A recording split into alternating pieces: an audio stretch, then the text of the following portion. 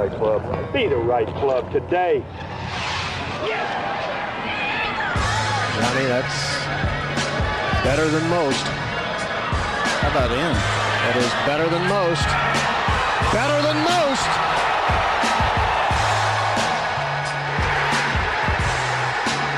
Expect anything different? Ladies and gentlemen, welcome back to the No Laying Up live show, presented as always by our friends at High Noon. Solly here, DJ Pie is here. Hello, Pie Man. Hey guys, how are you? Neil is here. He's got a suspicious lighting situation going on in the studio, but we're going to power our way through it. Hello, happy Sunday, Neil. Well, happy Sunday to you. I'm hoping the sun goes down here in New York City. Beautiful day in the big city. First one of spring. We're excited. We're excited to chop it up with you clowns. I'm happy you spent it watching the dud of the finale that we got. Some action this morning. It was a very fun morning. And of course, as I mentioned, the show is brought to you by our friends at High Noon. It is here, the High Noon Tequila Seltzer made with real Blanco and real juice. Listen, I've had real Blanco tequila, real juice. I've had way too many of the vodka ones this weekend. I'm happy to be switching over to the tequila tonight. I'm going strawberry. I don't know about you guys. I'm a big tequila fan, have turned into a big tequila fan. I've been anxiously awaiting for the High Noon Tequila Seltzer, and it is here. It comes in 4 bright, crisp colors: strawberry, lime, grapefruit, and passion fruit. Of course, only 100 calories. It's gluten-free, no added sugar. They've already hit the shelves in multiple locations. They're going to be fully available nationwide by May 1st, just in time for summer. They really do hit different in the sun. I had them out on the golf course this week. They were extremely, extremely popular at the halfway house, the member guest. And as you mentioned, Neil, anywhere you go, the first thing they're going to run out of is High Noons. So that's exactly right. You can look for High Noon on Drizzly or at your local convenience or liquor store, or visit highnoonspirits.com to find it near you. Sam Burns is the winner of the final WGC match play. We are going to eulogize the WGCs a bit later, unfortunately, or fortunately. Maybe it's time to say goodbye. I don't think we're happy to say goodbye to this event. Mike Wallace is your winner at the Corrales Punta Cana. Nick Basham wins the Johnson Workwear Open in South Africa, and then LPGA is finishing up as we speak here. But Pie Man, I'll throw it to you first. What's your reaction from up and down action weekend of match play golf? Yeah, I almost felt a little hungover this afternoon after putting a ton of energy into the morning matches, and then the afternoon was. I burned too bright. I burned too bright as well. I went too hard. Afternoon was a bit of a dud, not by the fault of nobody, but it's just the way things go. It was almost kind of, if you're looking for metaphors, I feel like it was almost kind of the perfect way for this tournament to end, which is that this is kind of the macro version of what happens every year. It's always like, oh my God, if we could just get this and this could be the best tournament in the history of the world.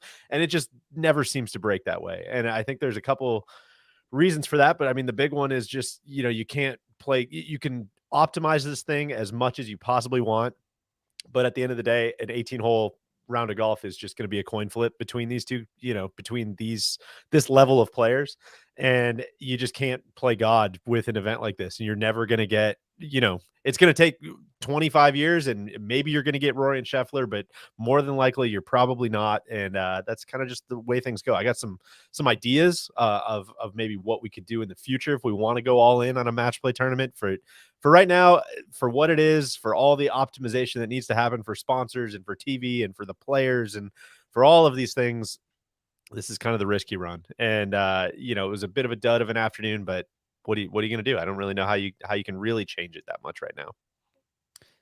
It's consistent though with how it's gone. It's just an inverted tournament. Like the excitement is usually just earlier on. There's just more chances for excitement the more golf that's actually happening on the golf course. I still hate what they've done with pool play. I cannot figure out what happens Wednesday through Friday. I say this every year. Like they don't cover it well. I never know who's even in the groups, what the scenarios are coming down the back nine on Friday. It's impossible. But man, when it flipped on into the quarterfinal play or round of 16 play Saturday morning, it was like, oh, this is the only thing that matters. Like in golf anywhere, like this is more important than the majors. This is the greatest golf anywhere played on the calendar. And then by the end of it, it's kind of like, oh yeah, it's just a weirdly inverted weekend that just is a little uncomfy for golf fans. Neil, what's your reaction to all this?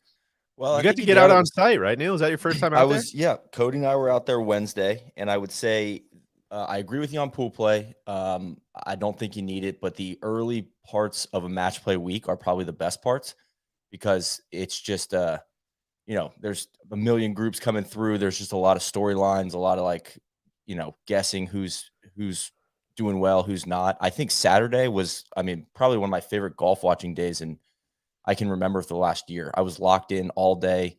I thought the broadcast did a pretty good job of, getting me shots from each match. I kind of felt like I knew what was going on, and there was just a lot of high-level golf being played.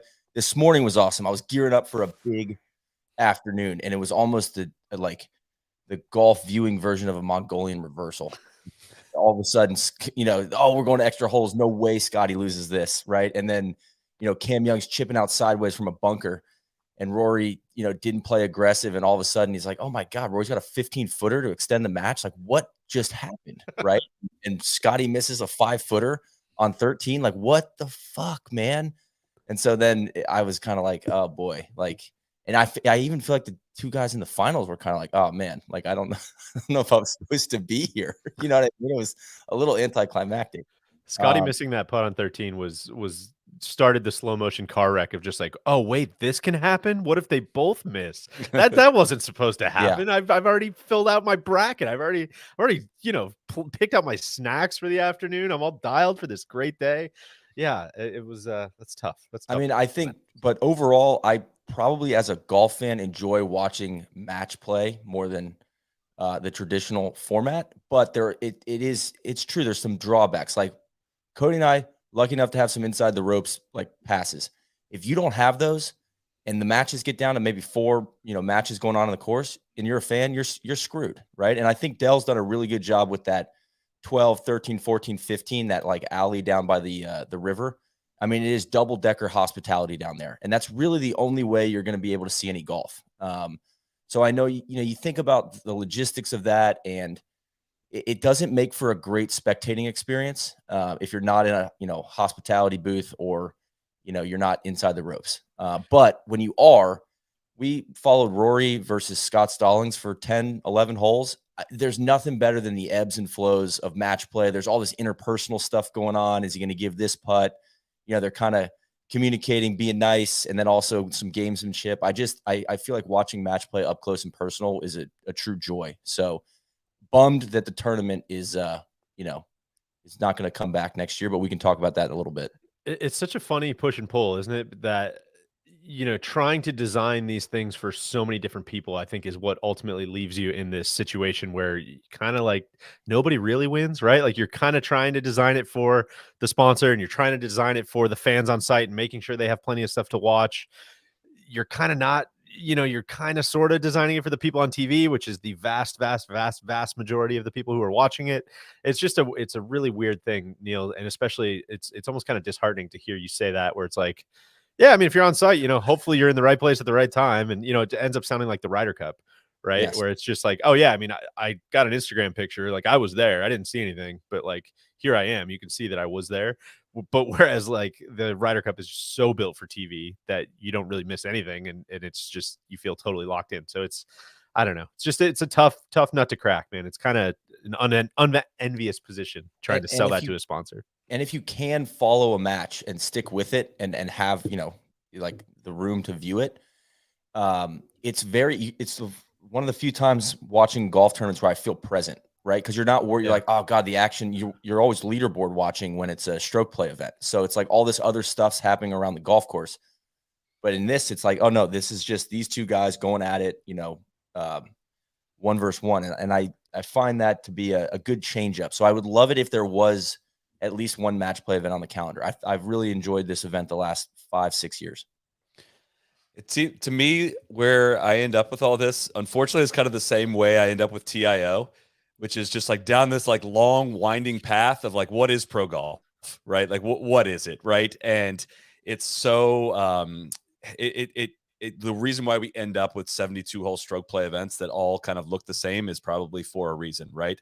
Yet at the same time, I think a lot of golf fans really love this event. I think this golf course and this event is a great marriage and partnership in terms of the quirk it provides, the different playing styles that get rewarded, the not just bomb and gouge.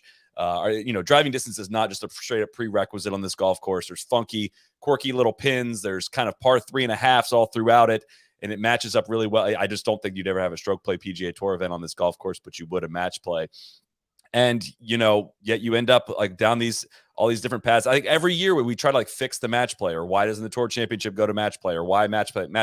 All the people, so many people on TV love watching this format in some way. So what is the answer to all of these questions? I guess we can kind of get into that as we break down the tournament, but I'm so torn between like, God, this was freaking awesome. Yet I totally understand why this does not sell. Well, I think you hit on something, Neil, as far as the in-person experience and feeling really present while you're watching it. I think there's something to that on the telecast too, where when you're watching a 72-hole stroke play event, anything before the back nine on Sunday just doesn't feel like there's a lot of gravity or consequence to anything, right? Like, is 72-hole stroke play the best way to identify who's the best player that week? I would say yes, it is. And that's how you should run tournaments if that's the goal, is to try to identify the best player. But when you have like so do or die, either win a hole, lose a hole, this is going to impact the match, it feels so much more like watching a basketball game or a football game or something like that, rather than just being like, oh, let me file away that 10-footer that he missed on 7 on Thursday. He's going to want that one back. I'll remember all of that as like this big comprehensive, like experience with the week. Like, obviously nobody does that. So it all just kind of washes over you Thursday through Saturday and even part of Sunday. And so I think that's why the stuff resonates. It's just a matter of nailing the calculus to try to get the golf course, the sponsor, the field, the TV, the fan experience, the hospitality, all of that stuff. Like, you have to check every single one of those boxes to try to get something that works. And that's just really freaking hard to do. I got one idea. If you want to hear it, I think like I keep coming back to, if you want it to be a full field 64 person thing, like for better or worse, I kind of think what they're doing now makes sense. And it feels a little over optimized, and it feels a little bit like the FedEx Cup. And we have just whiteboarded this thing to death. And this is the way that we can make the most people the most happy. And everybody's going to be kind of upset, but nobody's going to be super upset. And so I think if you're doing a full field, it probably does have to look like this. But watching golf, especially this morning and watching yesterday and all this stuff, it's like, man, why pie in the sky if we're redesigning things and the mules are starting to be put out to pasture on some of these events. We're starting to really like separate and say out loud, this event is bigger than this event. Why does there need to be more than 16 guys at a match play event? Why don't you start with 1 through 16? And what I was even thinking is like, you just cram that into Saturday and Sunday and just make that like electric. All of a sudden that carves out Friday as we always talk about like skills competition and, when can you do it where you have like a low stakes day where you have all these people in one place. Like, do that on Friday, right? So you have Thursday is kind of practice round day, sell tickets, have your hospitality, yada, yada, yada. Friday, you could almost do as like a made for TV event. Just like pick your events, whatever you want your skills challenge to be, but you got all 16 guys there, block off the afternoon. Figure out the bracket through that as well. Maybe sure, that'd be great. Mic everything up, do a whole like big to do on that, and then Saturday, Sunday, you just have like bangers only matches, and hopefully you have that seems like it would make it much more likely that you're going to end up with Scotty versus Rory, or Scotty versus Rom, or Rom versus Max, or one of those matchups. But I don't know how realistic that is, and that's obviously very very pie in the sky and ignorant of many, many factors. But that's what I would do. I think though, like where I'm I haven't been overly worked up about this event going away until this week, because no matter how match play will come back to the PGA Tour in some way. I refuse to believe that they won't play some kind of weird format mixed in. But losing Austin Country Club changes everything, right? I mean, Harding Park was not nearly as interesting. Dove Mountain was not nearly as interesting. Nowhere else they've played this has it been as fun to watch as this golf course is. It's weird. It's again, so in that regard, it's kind of, if Austin Country Club doesn't want it anymore, there's all kinds of stories out there of the back and forth with the tour. And, I can just say like, there's a small champions event at Timuquana every fall. And again, that not nearly on the scale of all the hospitality you're talking about, Neil, that's out there on the back nine.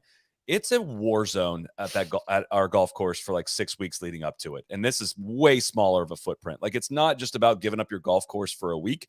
It's about the week before. It's about the 6 weeks to 8 weeks before of bang, bang, bang, beep, beep, beep, beep, storing all the materials out there, trucks coming in and out, and just like making a whole dent in the playing experience for months leading up to it and afterwards. So if there's a club that this club has a 15-year wait list, we've heard, and the people that are members want to play the golf course and don't want the event there, like that makes sense to me. It does. That's again where I end up down the path. Like, what is pro golf? What is this all about? Right. And that's how we end up going to the venues they end up going to. And the ones that are the most interesting usually don't end up sticking around. And that's just an unfortunate reality of pro golf that I think we screamed about like 6 years ago. And the more farther along, we're just kind of beaten down with the reality of what it all is. Yeah. I mean, a couple things on the golf course. Seeing it in person was awesome. This front nine's a little scruffy, not quite as interesting, but you don't see a lot of that on TV. There's still some good holes. I think number 2 is an awesome hole. Yeah. A few run together, but 8 and 9 are pretty cool with the elevation change. And the just, kind of that signature, I guess, rock wall into ravines, which is, all over the course, which is pretty cool. I think the par 3s really stick out and perfect for match play. There's just some hero shots. 11 is awesome. And then 17, I love watching those guys. It felt like there was always a big moment on 17, at least in the last couple of years I've watched it. There's something kind of fun about that, just being essentially like a gap wedge. Yes. Yeah. Right. Exactly. And you're just like, it's short, but like, I kind of just want to see someone hit it close, man. I don't really care. But with the pressure on, it's great. Yeah. It's like, close to the pin challenge right here. So, and then it's hard to overstate how cool it is when you get like spit out down number 12 down towards the water. I mean, we saw it when we were in person, like at least 2 boats rolling through that. It's not so much the boats out by 13 in the river. It's when they come up into this, like, I think there might be a marina up there, but it's just like party boy cinch. And these boats are like kind of being quiet, but they're just kind of idling by real slow. And even today, this morning, Rory had to step off his chip because, the party boy wasn't moving his mastercraft fast enough through the channel there, and it's just like I think it's such a good vibe when you get a very overly serious golf tournament that intersects with just like Saturday and Sunday on the lake. It's really unique, I think, in on the golf calendar. And so I'm bummed that's going away. But like you said, Solly, I mean, it's big membership from what we, heard on site. And I think people struggle to get a tee time. Only one course with 700-800 members, and then you're going to shut it down and kind of have all the inconveniences of it. So I'm sure. If but TC it's also was here, interesting he would want me to ride for the Austin Country Club members as well. So that's why I'm doing this in honor of him. They may, F1 may be leaving town too, right? And if you think about it, Austin's got UT, so obviously that they got all the Longhorn sports stuff. But if F1 leaves, there's no pro sports. It was like this tournament and F1, it felt like the town kind of rallies around it. I'm curious if those go away, what kind of fills the gap. It's interesting in the sports culture of the city. If you zoom out, it's an interesting loss for them. Yeah. God, the boats thing is so sick. It's the perfect example. Like, I can't think of too many other sports where the power dynamic shifts to where it's just like, man, unfortunately, the crew in that boat right there has the power to completely fuck this up if they want. And we just gotta hope. We just gotta hope that they don't. Every time I see that, I went to a wedding in Sarasota, and it was like at the Ritz. This is years ago, and right as they're doing the vows and everything, this guy pulls into the marina in a cigarette boat, and just even the thing idling is just like. And all he had to do was just give it a quick vroom, and he was almost like the father of the bride and him were like locking eyes. This guy's like, don't you fucking do it. Don't do it. Top, like total Guido, and he's just like, don't you do it. And the guy's like laughing. He's like, oh yeah, I hold the keys to the kingdom here. And I think about that every time I see those boats roll by on 12. I'm like, God, they could just blow this up right now. Probably should mention Sam Burns won the golf tournament this week with a 6-5. Is that right? 6-5 final round, final victory over Cameron Young. It's a bummer for Cam Young in that it puts really an outrageously good week that he had. He and Rory were the ones that, if you look at the hashtag data, were the dudes that actually played the best golf all week. And as we know, that's not how match play works, and I'm very, very, very cool with that. That's what makes this event very fun. But what we've seen pretty much every year with this thing, when you play 119 holes of golf or whatever they ended up playing, just a dud final match in terms of total fatigue by the end of it. But I had it on the calendar. I forget if we actually talked about it.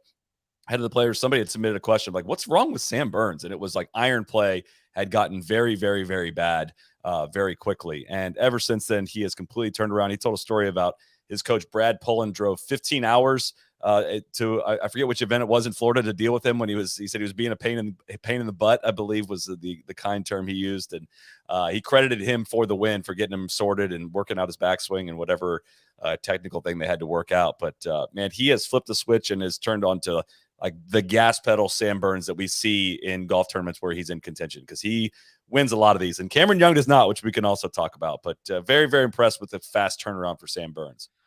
Yeah. Very bad. God, I feel like, whoever's tailing my DraftKings picks, just shift him 2 weeks, man, because they're spectacular failures in the moment. But That's a page out of TC's playbook of like, oh yeah, I've missed every pick, but man, we're close. Gosh, we're close. A lot of foul tips. But I love watching Burns. I mean, would I rather watch Rory versus Scheffler? Yes, but I love watching Burns win. I mean, I know that's obvious, but it's so fun seeing him put the pedal down and seeing him like be a dominant force. And it's really good to see him playing well again. He kind of, maybe a weird comp, but he kind of almost reminds me of like what I think everybody always hopes Xander is going to be, right? Is like, no, he's just a dude that when he gets up there, he dominates and he doesn't go backwards, and he just knows how to get it done. Cody vociferously shaking his head there. Thank you, Cody. You've been saying that for a while? Hell yes, yes, yes, yes. Could not agree with that take anymore, man. He's everything that we think Xander should be, that like he aspires to be, and it's just never there. And for some reason, Sam Burns, like he just rips throats out when he gets the chance, and then when he doesn't, he's just gone. Yeah, that's true. I'm gonna put a hand up here on just like, sure. I'm gonna need to see just a little bit more from Burns before we say he's more. Well, we want Xander to be. Xander's won 7 PGA Tour events. He's won a Tour Championship. He won 3 times last year. Sprinkle the Olympics in there. Go ahead. He won a gold medal in there. He's been in contention way more in the majors. How many wins is this now for Burns? 5? This is 5 for Burns. How much younger is he than Xander? Xander is 29 years old and Burns is 26. Way more wins. I think the prosecution is going to feel just fine about this. I would agree that they both have very all around games. It's just you feel like Xander has maybe he's getting rid of this a little bit, but feels like doesn't get it done in big moments. He's been in more big moments, but it seems like he's got more times where he's come up short. Where I don't feel like Burns comes up short. He's either not around or he's just like, oh, I'm going to take this. Which is the definition. He'll fucking eject just like my good friend Icarito. He's like, oh yeah, okay. Yeah. And that's where golf fans can tend to punish a guy that's around the lead a lot and not win and that's fair. It's better to be around and also win than it is to just win and not be around. So I'm not a huge Xander stan. I'm just saying he had 4 wins by the age of 25 as well, and went through a spell there where he did not win a lot between 2019 and then won the Zurich, which was kind of like, all right, dude, that's a team event. That doesn't really count. And you won with Cantlay. That really doesn't count. But won the Travelers last year, won the Scottish Open. I'm just saying, come on. Yeah, he went on a heater let's not get carried away. Heat check. I'm just heat checking you. That's all I'm doing. I think you're making my case for me. It sounds like very similar careers. I think Sam Burns has a chance to go contend in a couple majors, maybe win another couple BDEs this year, and I think he's going to be right there. Probably can you guess it up at the Zurich? Like that's right. Totally fine, man. 10 major championships Sam Burns has competed in. It's not good. How many top 10s? It's not good. I would say 1. Okay. 0. How many top 25s? We got time. 1. We got 1 T20 last year at the PGA. So yeah, okay, that's not great. Penalty flag thrown, challenge flag thrown. Do you want to withdraw the Xander comment? I'll allow it if you'll allow. No, we'll let the people be the judge. Okay. I do a couple things I noticed with Burns though. I like I said, I feel like he seems so solid across the board. And when he's playing well, it's like doesn't feel like he's got a lot of weaknesses. And I really like his pace of play. I feel like he steps up to putts, doesn't take any practice strokes. I feel like he's got a good tempo to when he's playing well. He's got a good rhythm to his game. So I think that's fun to watch. Would I rather watch Scheffler and Rory? Yes. Do I find Cam Young more electric than Sam Burns? 1,000%. But credit to him for getting it done today. I couldn't help but notice too, this finale, Sam Burns, Cameron Young, two dudes that were pretty darn close to going to live at different varying times of the conversation. Same Sam Burns, same agent as Bryson DeChambeau. That I believe that situation got into the 9 figures at one point. It's inching towards the goal line in some way. And I believe the story is that someone in his family kind of threw up the challenge flag and was like, "Hey, no, don't do this. Like, we don't want you doing this." And he's turned he's turned back around. Cameron Young got astonishingly close to going to live and has admitted such, and has turned back around to say, to play on the PGA Tour. And that again just seems like a pretty darn two big names that would have been missing from this tournament this past week. We already are missing a ton of names, and again, something that what has frustrated a lot of us, at least has frustrated me, is like the missed opportunities to see these guys in these situations is what has frustrated me with some of the dudes that have gone to live. And just glad that, two of the biggest names involved in this weekend had decided not to go. So it's also fun. I mean, this is going to piss off a lot of people who are already pissed off all the time, which is fine. It's perfect. But, watching that Scotty Rory match today felt very much like, oh, this is what it would feel like if they went to live. Just like, I don't know, just on TV. Look at this, man. It's 2 stars. Golf. It's fucking awesome. You wouldn't watch this? You wouldn't watch this? Like, yeah, it doesn't really mean anything. I'm kind of good. Kind of just want to do the pod. Let's just get it done. Yeah, I kind of wish they just finish it off so we could fire this thing up. Yeah. It also goes to show what you can't just like throw golf on TV and with 2 guys playing and have it necessarily mean something, right? There's just something around. Again, that's not to workshop this all the way around, but it's kind of like why I have faith in this designated event model going to already established tournaments. It just feels like I kind of already care about these, and I just feel like I'm going to care about them just a little bit more because of the way they've structured it. That's why I think the WGC's always struggled with, in people's minds, is it just seemed propped up and just had kind of out of context, and I don't really know what they mean. So legacy, not leverage, was very laughable at the time, but like there's just a little bit to it. I know they're playing for money, but there's at least like a teeny tiny hint of history and familiarity with these tournaments that does matter in some way. I don't know where I saw this idea, if it was in the comments or on Twitter or not, but I think it's a good one. They should make everybody agree at the beginning of the week. Like if you make it in the consolation match, basically like we're going to pay 3rd and 4th place the same, and you guys are going to be mic'd up for that match. Yes. I think would be awesome. I think that would have made today a really, really, really fun broadcast. If those 2 were mic'd up, and kind of, it's just like, honestly don't care if it's even like a serious match. Like, just teach me some stuff and crack a couple jokes, and I kind of just want to, like, I would much rather get deep into your process rather than like, oh, Rory beat him today, that means Rory's a far superior player to Scotty Scheffler. It's like, dude, these guys are exhausted. And send them the back 9. Golf. Let them play the back 9, 9-hole consolation match. It does not need to be 18 holes. And I know exactly, again, the same reasons, like you're trying to get hospitality everywhere and trying to stretch it out, trying to vamp a little bit. I think Damon Hack they were in Damon Hack's ear, like, hey, you got to vamp, man. I know this match is over, but we got to stretch this interview out. Like, we got to, come on, extend it. God, that was an electric post round for me. I mean, I'm just going to say it right here. I didn't know that Governor Greg Abbott was in a wheelchair. I had no clue. So that kind of freaking rocked my world. And then Michael Dell seemed like he was, I don't know if he was not ready. He was like, oh, this ended quicker. But he was, he seemed like he might have been out on one of those boats before he got up there. Never go full Diane Murphy. It was, before he got up there to give a speech. This is wild, man. Hey, man, cool. Last one. But Sam, hey, that's cool. That's great, man. Why don't you step on up here? So that was a good trophy ceremony for me. It was kind of like Xander after the Ryder Cup at Whistling Straits. He's just got this shit-eating grin sitting up there on the stage. He's got a cigar. He's drinking that like straight out of a wine bottle. And somebody asked him a question. He just can't get the smile off his face. He's just like, I'll be totally honest. I did not know we still had media. I think he got pretty sloshed pretty quickly. He's like, I did not know I was going to have to stand up here and answer some questions. This episode is, of course, brought to you by our friends at Titleist and the Tour Trusted Titleist TSR drivers. Titleist, of course, the most played driver on the PGA Tour for the last 4 seasons and counting. This week was, of course, no different. More players gaming Titleist drivers at both the Match Play and the Punta Cana than any other brand. There's a greater speed hiding in your swing, and TSR provides the means to it. Could be spin control, launch angle, or impact point. A Titleist fitter is going to match you with a configuration that lets you max out more consistently and produce faster ball speed that actually shows up on the course. I can attest to this. They fixed me in 3 swings.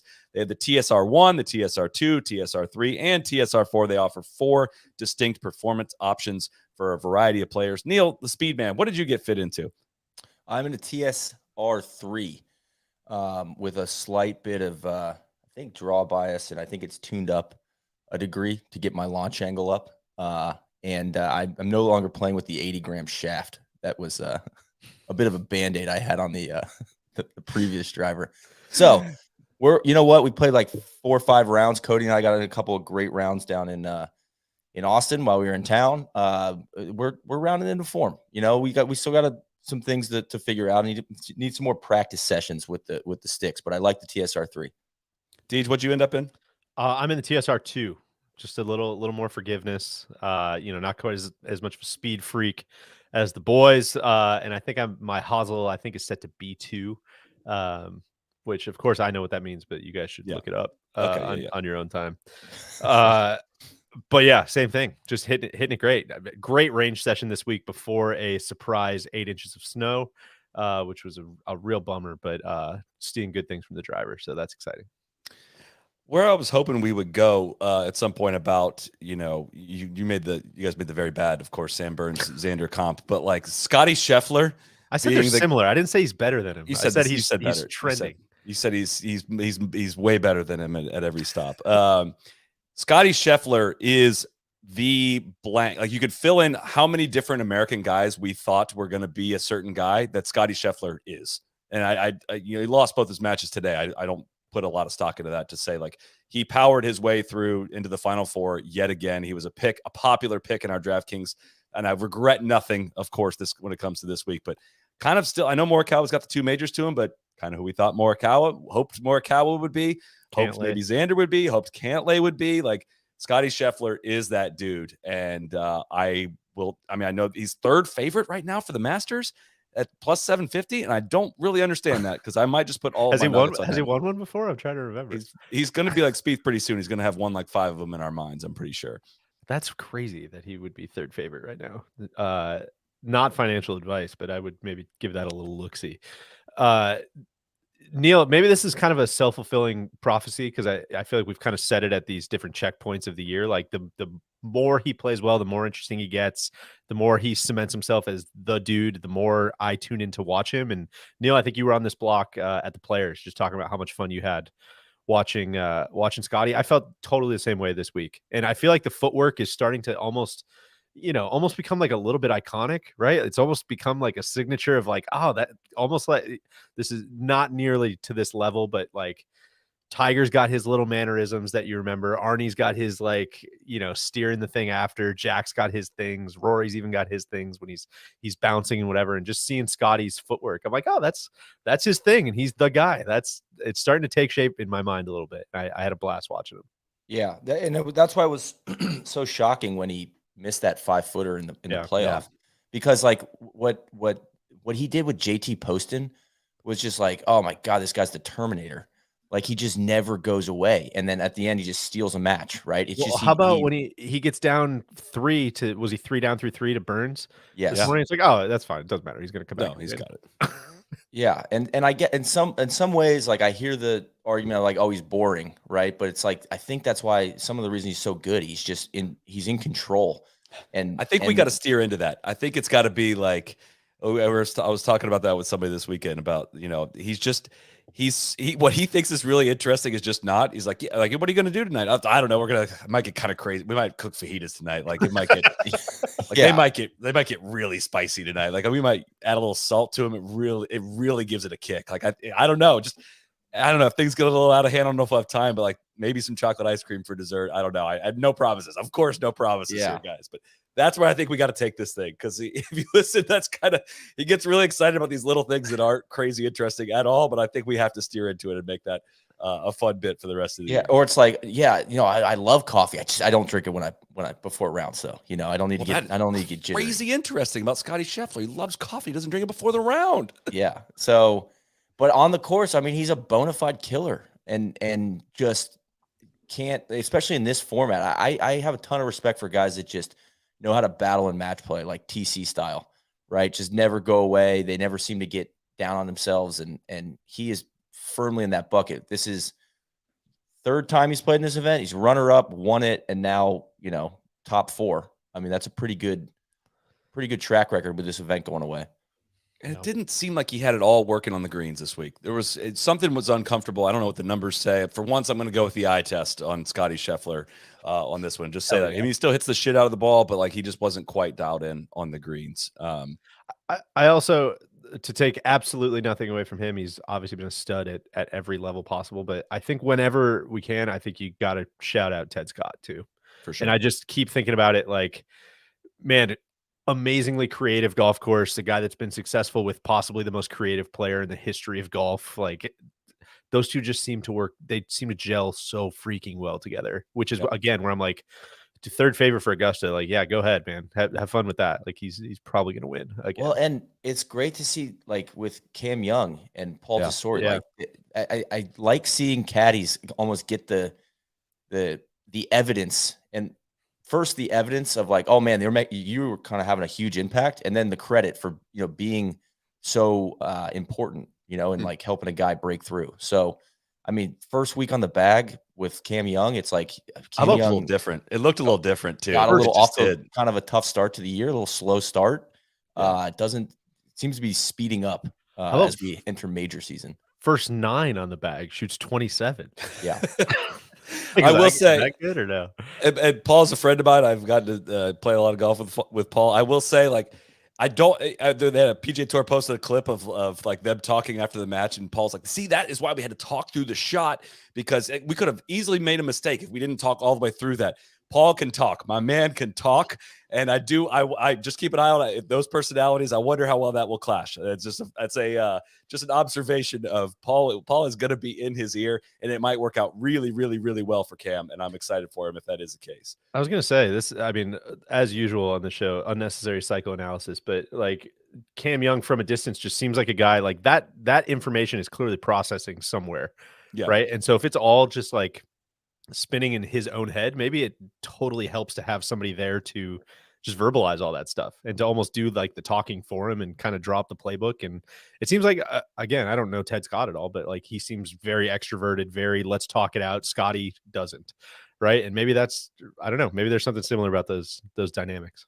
If a caddy can save you a half a shot around, or even a shot a tournament, that is so freaking valuable. It really, really, really is. And Cam's putting has not been very good, but man, his iron play to start this year and ball striking to start this year has been outrageous. He has taken a huge, huge leap. And they flashed a stat. This is only like his 37th PGA Tour start, which to me feels like we're in the 70s. Like it feels like why hasn't he won yet? What's he doing? Yeah, it feels like with Scott, it's either his 6th or 7th runner up on the PGA Tour already, which is just like. He is it's his 8th top 3 finish in his first under 40 starts on the PGA Tour, and that includes a T3, I think, at the PGA, finished 2nd at the Open Championship at the Old Course. But like, it's kind of, we're not quite in a Finau situation though, of like, dude, the ball striking is going to put him in contention so much. He's got to have hot weeks with the putter. Like he can't be a Hideki with the putter. He won't be for his whole career. Everybody gets hot rounds with the putter, but like he's going to be around a lot, and that's what's going to make the difference for him. As much as I am like ball striking is king thing, dude, it's like the best putters of the best ball strikers win golf tournaments, and it will happen for him. It's going to come in droves, but I'm ready for it to happen. I would say his putting, the stats don't look as good, but he burns so many lips. Like the ball looks great coming off his putter, unlike maybe Zalatoris or some other people where it's like, what do we do? We're kind of searching for the stroke. I don't feel like his stroke has any issues. And just to state the obvious, I do not get sick of watching him hit the driver. He's touching 192 ball speed, like routine. I mean, he the way he pauses and just loads the catapult. And then the most amazing thing to me is the balance. He always finishes just like perfectly balanced. It's like he was taking a practice swing. It's an incredible move on the golf ball. And his shot against Rory in the 16th hole this morning, that draw up the hill with, I don't know what iron it was, and to hold that green to that left pin was just like, Oh, I shuddered. Like, it's just freaking awesome. I need to go watch that guy play more golf in person. That was one of the biggest takeaways I had at the Players. We talked about it then. It just watching that guy smash it in person is just a little different than a lot of the dudes out there. And yeah, I'm excited to watch that guy play a lot of golf for Team USA in the future years. Yeah, when I watch him, it's some guys you watch and you're just like, oh man, that it doesn't look super special, but it's it gets the job done. He's just like overwhelming me with talent. Like, oh my god, that's just like I can't do that. You know what I mean? It's like how I feel when I watch the NBA. It's a little less like attainable. We're like, God, how do you do that, man? That's crazy. That was such a good shot he hit on 12 into the was that in the playoff against Rory? Right to the other one, to the back pin, that I think Faxon was right. Was like, oh, Rory, like he's chipping out of the bunker here. Rory just, if he makes 4, he's probably going to move on. Yeah. And he had like a mid iron and long iron into that green and just floated to that back shelf and set himself up for that 12-footer or 10-footer, whatever it was. And it's just like, Jesus, man, we got to linger on how good that shot was that he just hit in there. And he did make some clutch putts along the way too. Clutch birdie on 18 to force the playoff. And, there were some glimpses of good putting. I wonder if Aim Point might help him out. That's a joke. So, we could talk about that. Max got a little bit involved in that. But what other highlights from this past week? I could go through results, but that's available on in honor of TC. We could go through down the leaderboard, but I think that's all. I would say a shout out to another guy that's done really well in match play. Jason Day seems to continue to trend in the right direction. Shout out to Kuchar for making it to the bracket play, but J Day takes down Kuchar and continues to put up great results this year after not being turning into the invisible man for 5 years before that. So that'd be one I call out. I think one thing I'd like to call is Saturday, the putt that Rory made on 18 to beat Xander was like the perfect finish to an awesome day of watching golf. Like him sinking that 13-footer. Xander played awesome. It was a great match the whole day. And just, it's kind of like Rory this is why Rory's Rory. Like he just finished him off. And it was, I thought that match was a ton of fun to watch, and credit to Xander for, taking him down to the wire. A lot of people in the comments asking for Willie Z comment. He had a tough week losing his first 2 matches and then withdrew. You can, insert this audio into pretty much every post round. Had a very ugly looking short putt miss with a stroke that I think went about 8 different directions. Like you may need to apologize for that, for thinking that he had found long-term sustainability with the, shoving them off the toe right into the middle. Figure of 8 move. Yeah. Will you apologize? Another guy that withdrew, Sure, I'll take that one. Hideki withdrew. I'm down at the Courtyard Marriott getting coffee, and up pulls the Lexus, and out. I think like 8 guys got out of the car, and Hideki got out, and I was like, what's he doing here? Like, and didn't know he'd withdrawn. So sounds like his back's bugging him now, not just his neck. So hopefully he's, gets tuned up. My back situation. Yeah, seriously. Hopefully the next 2 things don't. He gets checked out for the rest. Scotty, any farther down that stanza. Scotty you really only get a few of these a year. The true sound around a green of the shot he hit in the quarterfinals to clinch his match over Jason Day to win 2-1. He hit it to legitimately 3 inches on 17, and it just gave the crowd that actual roar of a shot that gets stuffed in there, and that was a really freaking cool moment. I think. I do want to clarify. You had it in the notes that J-Day, that maybe the vertigo was back. Yeah. We got word it wasn't vertigo, it was allergies.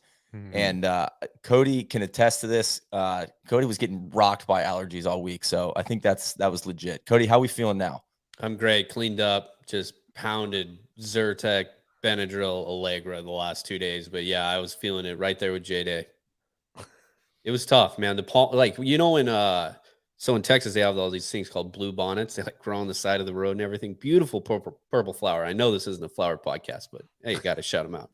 But the pollen is so bad right now that any little wind, you just see it. It's literally just raining pollen everywhere. You wipe your face at the end of the day, it was bad. So I hear it with J-Day, man. It was rough. I was snicking, putting tissues and everything. Just a little leaky boy.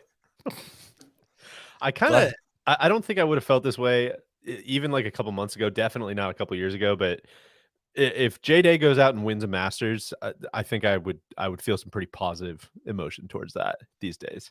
I think I would too. I know we've said it a couple times now, but I'm just very, very impressed at anybody who kind of has it fall apart a little bit and is able to put it back together and figure it out. And it really, really seems like he's doing that and not going to live.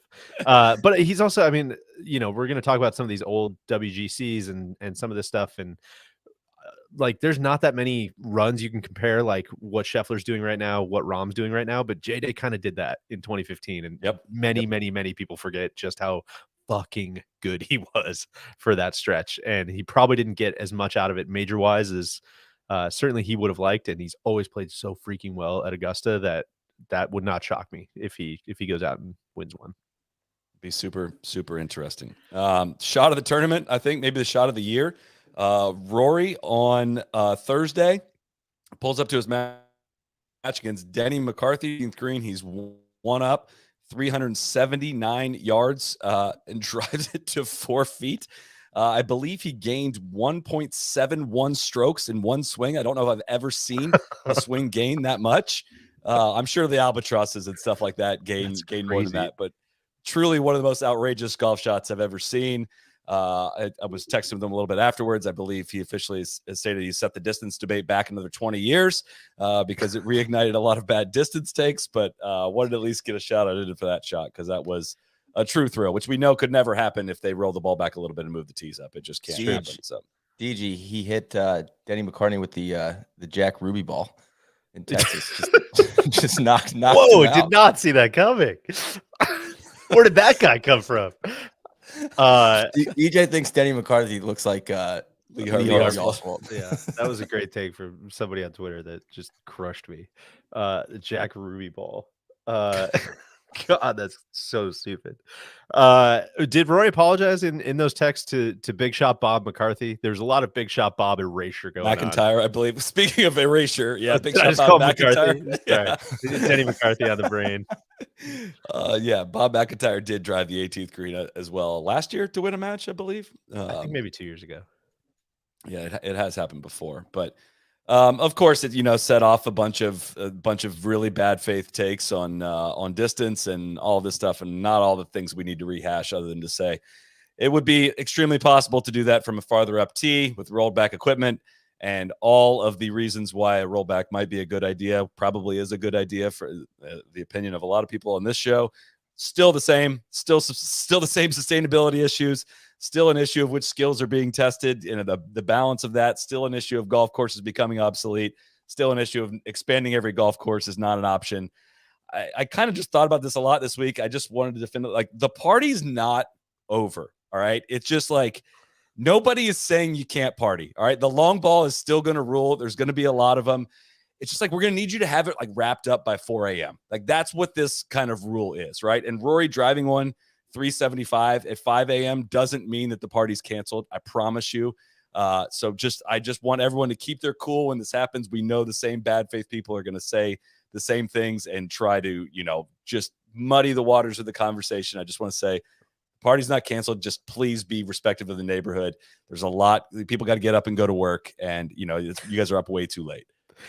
If I may build on that bulletproof analogy, I would say what you really don't want is you just can't have 100 people at the party at 5 a.m. Right. Like, when Rory's the only guy doing it and he's doing it at 1 a.m., like, that's still just as cool, right? When you have 100 people at 5 a.m., it's like, all right, well, now everybody's hitting it there. That's not great. What's so cool about the Rory shot, and it was probably the coolest shot of the year, is the fact that he was the only guy that could do it.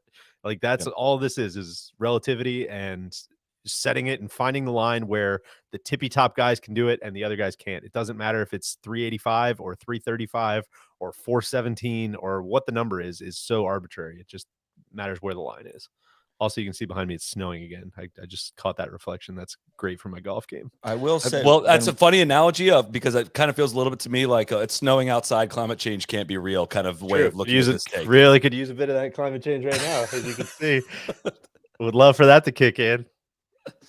One thing though, just on Rory's driving specifically, when Cody and I were following him, he had the left miss and play like badly. He and Stallings were just kind of a dumpy round for a while. And then I think 13T, he hit one like, I don't know, to 15, 20 feet, like right over the flag. He was also getting like blown up by a Black Hawk helicopter that was like circling like down the river. And so there's a lot going on. And I feel like I heard this like guttural, found it coming from Rory, because I feel like he didn't miss a drive after that for, the rest of the tournament. So And good to see it him. looked like get he the was equipment trying not figured to out. take too much energy out of himself this whole week. He was kind of like, muted fist pumps. Like, I kind of care, but I'm not like totally invested in this tournament. Yeah.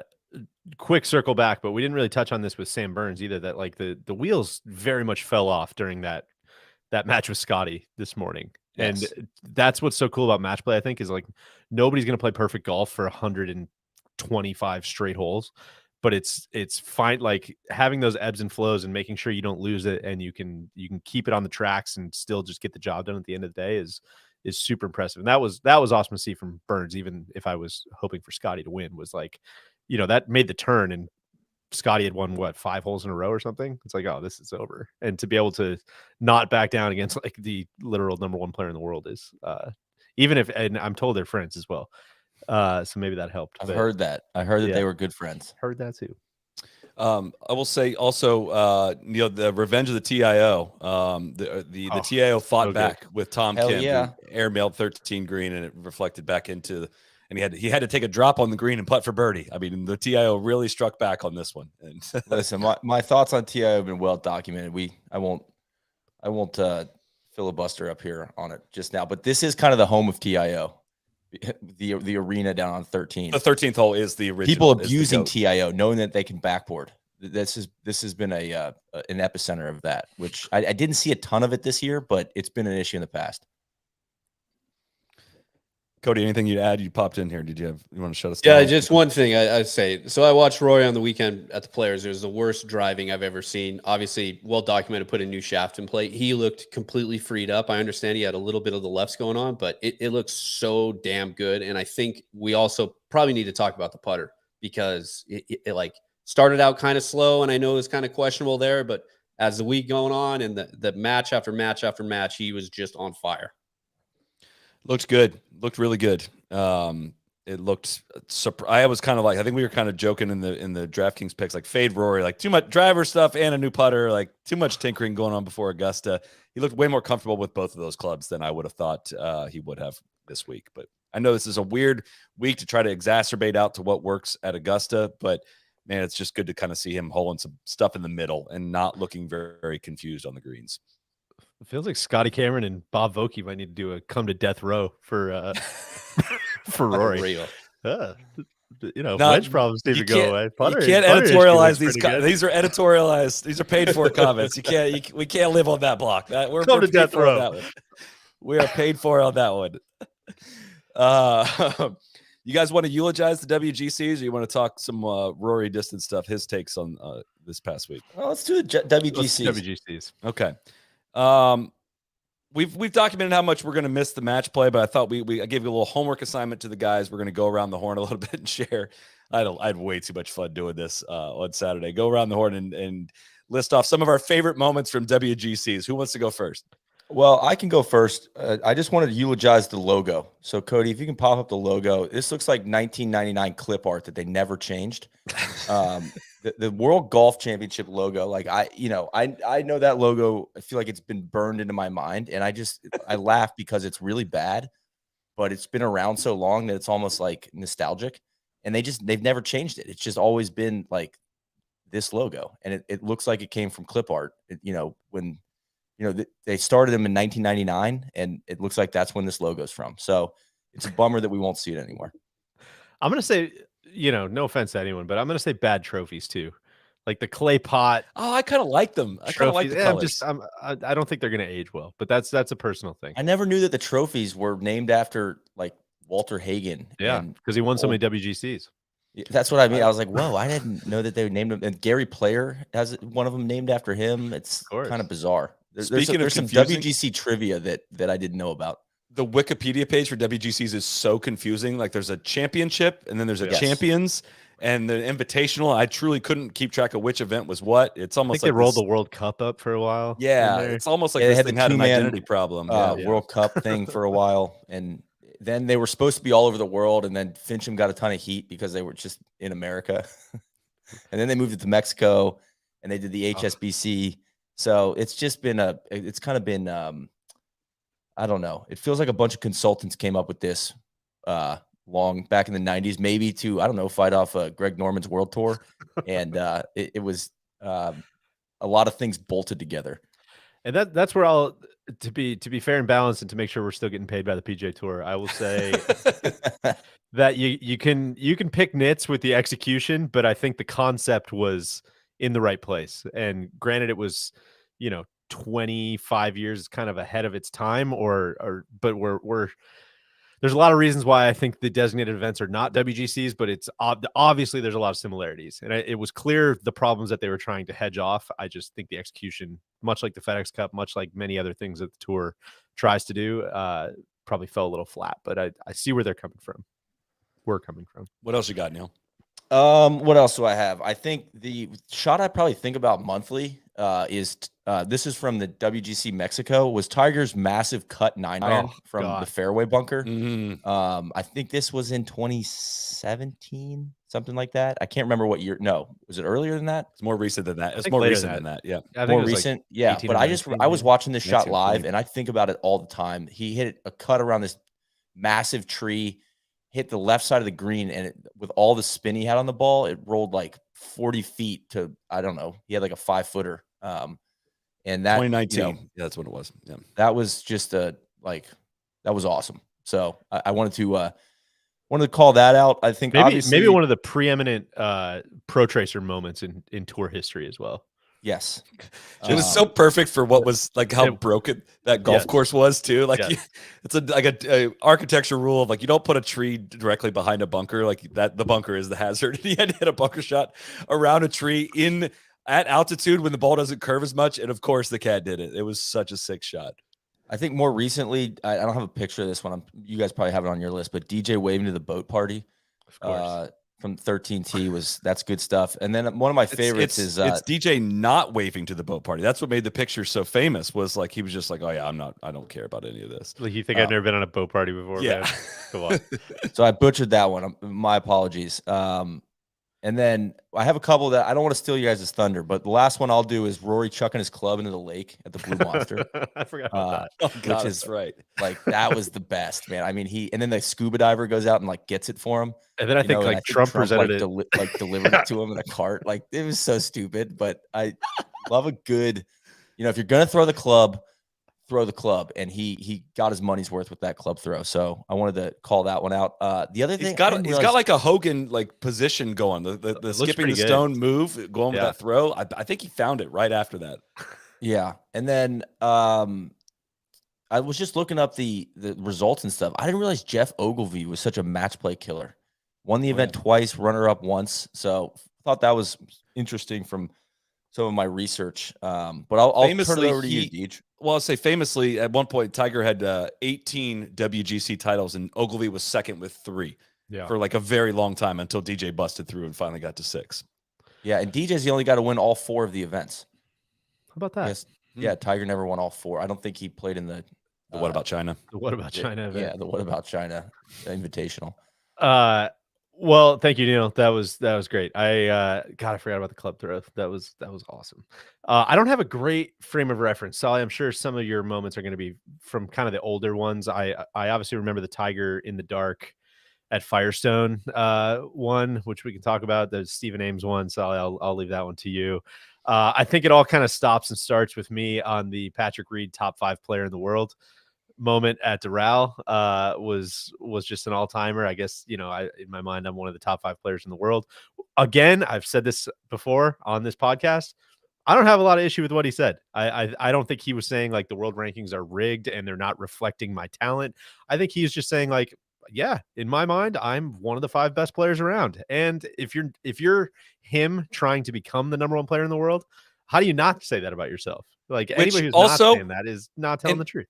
In hindsight, also not one of the more outrageous things he said. Not even close. Just at the time it was, but Yeah. not after looking back. It's like, oh man, that barely even registers. I had a lot of just really random ones. I was fortunate starting in like 2012, 2013. I went to a ton of these events. So I spent a ton of time in Akron. I spent a ton of time in the various places the match play was. Unfortunately, spent a lot of time at Doral, which was not my favorite place. But I really liked there was one. Rory popped into the media center one time, I remember, to watch a boxing match. Yeah, Like That was with in San Francisco. in San Francisco. I think it Yeah. was like maybe a Mayweather fight or something. That he like did his press conference, and then everybody's sitting around watching this boxing match. That was really fun. I remember I had a soapbox derby race against Billy Horschel one time, because I guess that's Akron is where they have the soapbox derby championships, something like that. So that was a really good time. And I think probably my favorite, again, I'm sure this is on your list, Solly, but the Victor Dubuisson Jason Day match. So I was there. That was what, 2014. So I was doing like live play-by-play stuff on the PGA Tour Twitter account, and everything was, it was really, really fun day to be doing like live Twitter stuff, because I was going around and like he'd hit this, he'd hit it in the shit, and I would be like right there to run up with my cell phone, take a photo of the lie, tweet it before he got up to the ball, so everybody could kind of see like what was coming and what was going on and all that stuff. It was like really, really fun. And I got so like into it that I set my phone down and lost it, like got up and left, and we like moved on to the next playoff hole. And I totally forgot about it until like the next shot. I realized I didn't have my phone. I didn't remember where I left it. I remembered that I weirdly, like, I don't know if I had a passcode on it. I don't know if that's possible, but I feel like those old iPhones were just like slide to open.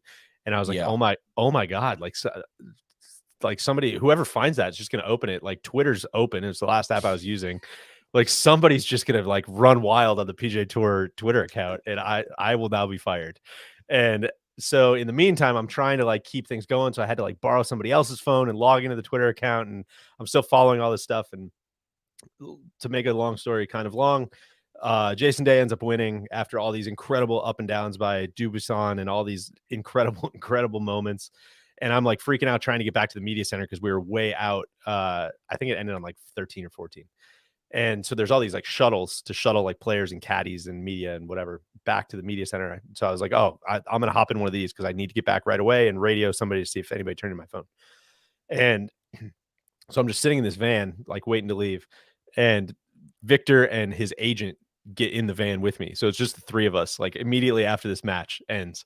And his agent's like gassing him up and just like, oh my God, man, they're calling you the next Seve. You're not going to believe it. We're basically like, in his mind, just like, we're about to make so much fucking money. And Dubuisson is just so like just dour and just like so French, just very just like didn't say a word the whole time, just not happy, not sad, just super smug. And yeah, that was kind of the last we heard from him. So that was that's one of On my your phone. I did find my phone. I think I finally got into the Find My iPhone, tracked it down. I think it was just somebody picked it up, and I ended up calling him and tracking it down. So you got to keep your faith in people, Neil. They'll look out for you. I'll tie a bow on the story. Yeah. And then I guess last one real quick was Tiger when he shot 61 at Akron on Friday. And I very sincerely, everybody thought he was going to shoot 59. Like I think he was 10 under through 12 or like something crazy like that. And I was like inside the ropes, had just started this job, following everything up close, like truly one of the coolest days of covering golf. And it also, of course, resulted in one of my favorite press conference bits, which is where he is just like, well, I wasn't thinking about 59 because I mean, I've shot 59, I shot 59 at Alworth before. So it's like, it's not a big deal for me. Is just one of my all time favorite things. So that's what I got. All right. So I left a couple like low hanging fruit ones out there for you. I don't think I want to went steal your thunder. I didn't go too low hanging fruit though. I that wasn't necessary. It was kind of like just random funny things that I've thought of from the WGC is going to top my list. But we do, of course, got to start with Tiger in the Dark in Akron. Like when these events were starting, I was just an impressionable teenager and I didn't understand that they were new or whatever. And like I was from Ohio. Like these tournaments when he would win were fucking iconic. Like I remember watching this. in the dark, and all of this happening after the rain delay. And I just don't like. It's really dark. Cameras make it look way whatever they say is. That was like the origination moment, and I think it was Hal Sutton was playing with him, if I remember right. And he had Tiger had a charity event the next day or something, and they like rushed to finish. And somebody took a dive for Tiger so he could make sure he could get this in at time, so they didn't have to do a Monday finish. But really, the Akron highlight for me is Steve Williams calling his win with Adam Scott the best of his career. Of course, Steve Williams getting interviewed on the 18th green. I still can't believe this happened after Adam Scott won the Bridgestone after breaking up, after Tiger had fired Steve Williams. He said, "I'm just so happy. I'm so thrilled that this has been the greatest week of my life. The support's just been incredible." I don't have a picture or video to go with this one, but the first tee announcer at Chapultepec, I think it's very easy to forget how fire that guy was. Absolutely. Bienvenidos a la WGC Mexico Championship. Like, that dude was hype, and that tournament was awesome. Thomas! The dudes would just drive the green. That was the best way to start a golf tournament. I loved that scene. You had to be in front of a TV for that one. Did you have Geronimo on your list? Geronimo did not make the list, but JT holding out from the fairway to force a playoff at Mexico just spoke to the craziness that was that event. I already said this, but the fact that Tiger won 18 before anybody else won 4 of these was very, very, very sick. Of course, when Keegan and Miguel got into it at Harding Park. I was hoping you'd touch this one. I watched this one live. That was awesome. Again, only happens in match play. Just Keegan not looking nearly as intimidating as he thinks he probably looks, and I think Miguel would absolutely whoop his ass. I don't care how old he was at this point, but that was the week we met, Neil. You remember that? That was, yes. I followed Jason Day for most of my time out at the Harding Park. Of course, maybe the most iconic Akron memory of them all, Ashley Bongiovanni trying to get Rory's attention from the front ropes in 2014. Oh, I forgot that was a WGC. God, that was a WGC. That's when Rory was winning absolutely everything. He went on to win that and the PGA Championship shortly after that. I couldn't find the picture of this, but Phil putting his arm around the Grupo Solino CEO during the playoff in 2018 at the WGC Mexico. But I did find the photo, of course, because the photo of Phil from Doral with the Marshal grimacing in the background after the near rollout is one of the most iconic images from WGCs ever. And of course, closing it out with Patrick Reed, claiming to be a top 5 player in the world in 2014 is one of my great memories as well from the WGCs. Oh my God. I didn't realize this picture was from a WGC. That's good stuff. I assume it was. It was from Doral when he almost chipped in. So I think that must have been the WGC. So anyways, that was fun. I'm glad we did that. Why don't we transition that right into the Yeti coldest moment of the week? The Rambler 18-ounce bottle, your must-have cold drinking vessel, should be immediately added to your golf bag. This tough bottle, double wall vacuum insulated, keeps your water cold until the very last sip. It's dishwasher safe for easy cleaning. Comes standard with the chug cap lid, the shatter-resistant drinking spout that allows for easy pulls on the go. I love this thing. I've got like 8 of them. I throw that in my golf bag. I ride around with it in the golf cart. I use it absolutely everywhere. Cannot say enough great things about the Yeti Rambler. This is, if you're new to this segment, coldest moment of the week can mean absolutely anything. It's up to interpretation. So who wants to go first? I can kick it off. I had 2, and I told Cody it was going to be a game time decision. The first option, which is not what we're going to do, was going to be Mackenzie Hughes, Max icing Mackenzie Hughes with aim point for 2 minutes. But we're going to move on, and we're going to go with NBC doing Cam Young dirty every time they showed like the match profiles. Every picture of Cam Young is him just with this 1,000-yard stare.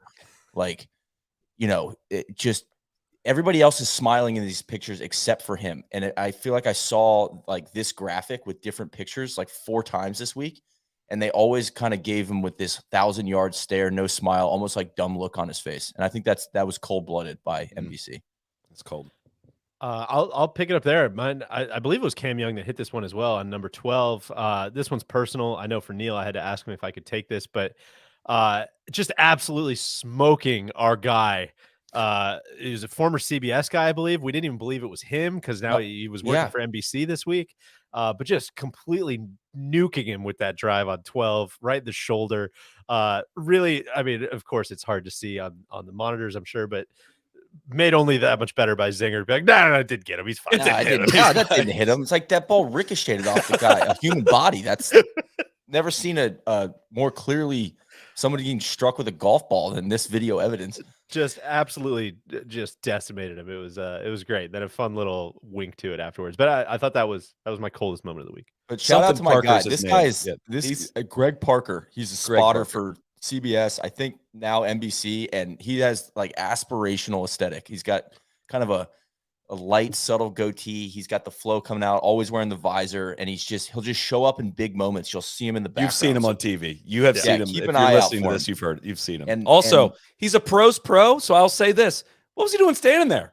He's right in the zone. Yeah, he was in the wrong spot. That's a bad spot. Bad spot by the spotter. We can't have that, Greg, but you are a legend.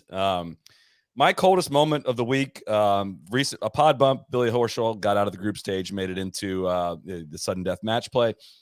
He is losing a match, I believe, to Cam Young by quite a bit. He missed a putt. I don't know if you guys saw this. Missed a putt and pulled one of the coldest moves I've ever seen. I mean, the baton boy, I believe he's been referred to in on the shotgun start.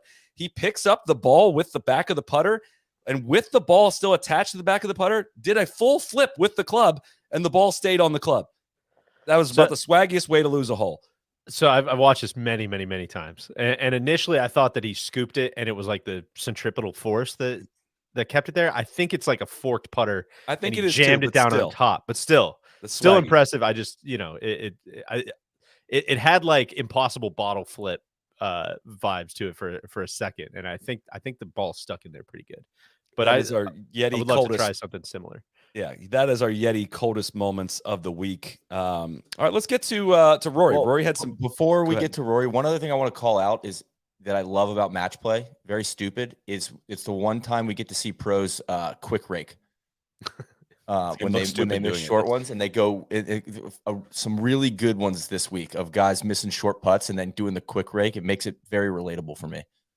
That's why you don't see dudes with mallets make it very far in this event, because you can't pull off the scoop with the mallet and you lose your confidence. I would look into that. Maybe why Rory switched putters, because he was using that stupid spider where, like, when I see like 15 handicaps using the putter that you can't scoop with, I'm like, man, you're just not good enough for that. Like, that's going to hurt your back. Rory McIlroy gave some comments exclusively to the golf blog No Laying It Up this past week about distance. We've trimmed some of these comments down. The article was on our website as well. We trimmed some of this down. He kind of leads it off by saying, that he's happy they're not touching the amateur game, but just kind of speaks to the new proposed model local rule from the USGA and the RNA and how it will relate to the top level of professional golf. And here's the first bit of that. We'll react to it on the back end. But for elite level play, I really like it. I really do. I know that's a really unpopular opinion amongst my peers, but I think it's going to help identify who the best players are a bit easier, especially in this era of parity that we've been living in over the past couple of decades. I think it'll, you guys use the term like golf has been dumbed down a little bit at the elite level. I completely agree. And I think you're just going to you're going to see people with more well-rounded games, succeed easier, I guess, than sort of what the game has become, which is sort of a bit bomb and gouge over the last few years. And are you saying that as in I'm a fan of this change because it helps me, or how do you see this helping professional golf, or do you see it helping professional golf? Selfishly, I think it helps me. I think this is only going to help the better player. It might help the longer player too in some ways. But I think overall, it's going to help the overall professional game. I think, and look, I'm the same as you, Chris. Like I'm a massive fan of the game, and I'm probably too much golf nerd to maybe know what the casual fan wants to see. But, I think, making guys hit some long irons again and some mid irons and, just making the game, being able to hit every club in your bag in a round of golf. Like I can't remember the last time when I've had to do that.